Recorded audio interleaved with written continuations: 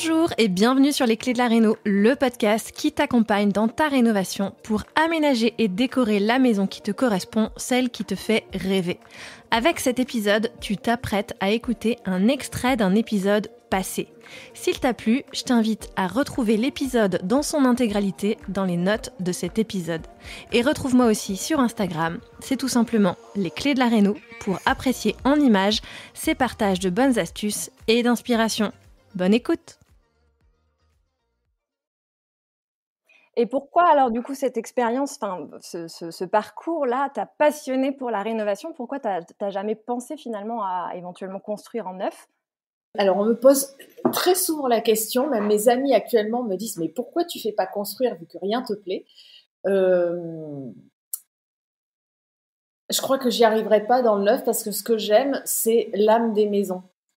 C'est-à-dire que j'aime les rencontrer. Enfin, c'est comme si je rencontrais une personne. En fait, j'aime les rencontrer, voir toutes leurs formes, leurs contraintes, leurs atouts. Et en fait, c'est ça qui me permet de créer un univers.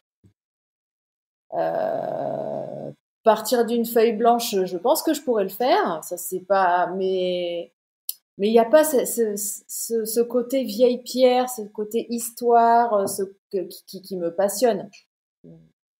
Voilà, c'est utiliser le matériau qui est sur place, essayer de garder le plus possible les sols, comprendre son histoire. Ça, je trouve ça passionnant.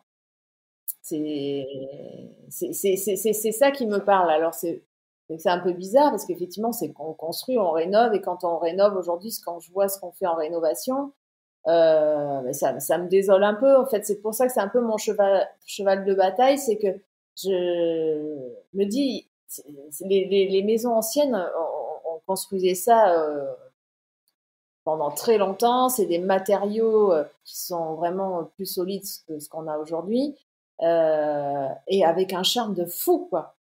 Dans les détails, dans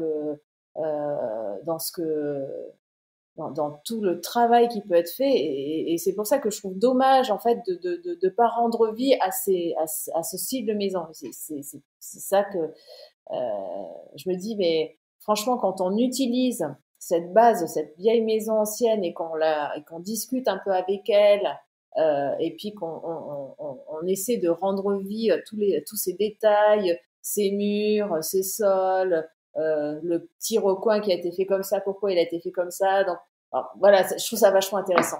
Voilà. Moi, c'est ça qui me motive.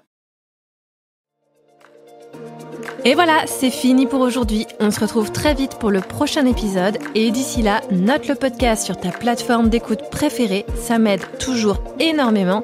Et surtout, porte-toi bien.